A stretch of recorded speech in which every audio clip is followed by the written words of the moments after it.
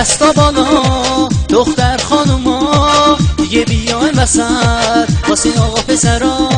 امشب نمیشه دیگه کس بشینه با این آهنگ من آروم بگیره. بازم شراره دلا رو دیوونه کرده، مامانش موهاشو عروسکیشونه کرده. رنگ چشای شراره قشنگ و نازه، شراره چه آسون دلشو به من میبازه. شراره بده یه بوس امشب به من، با من برقص بخونم شب با من. شراره بده یه بوس امشب به من، با من برقص بخونم شب با من.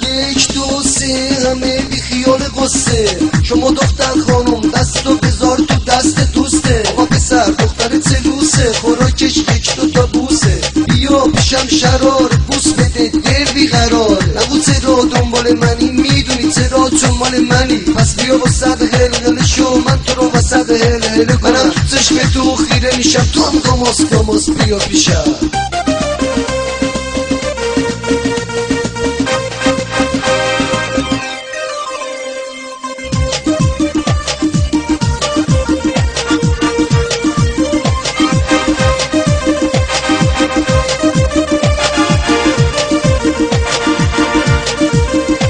اگه خواستی بیا امشب پارتیه دختر پسرا، پارتی گاتیه.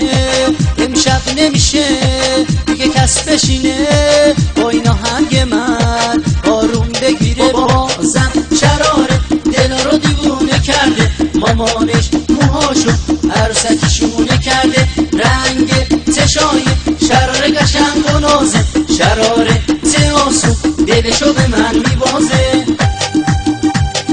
شراره بده یه بوس امشب به من، با من برقص بخونم شب با من. شراره بده یه بوس امشب به من، با من برقص بخونم شب با من. قلبمو میدم دو دستی بیا با هم بریم برقصیم. چشما همه زوم دنبال تو، دلمو بگیر این مال تو. بومش چشات وای برم قربون لبات وای. بدو بیا پیش من شرار، آخه دل به تو بیقراره. باز به عشق تو میخوام بشینم و گیتار بزنم من. حالا میخوام بعد خواه تو جوره چشات دار بزنم من. بدو بیا دستمو بگیر گرما رو حس کن، منم بهت بگم برو وصل رسو.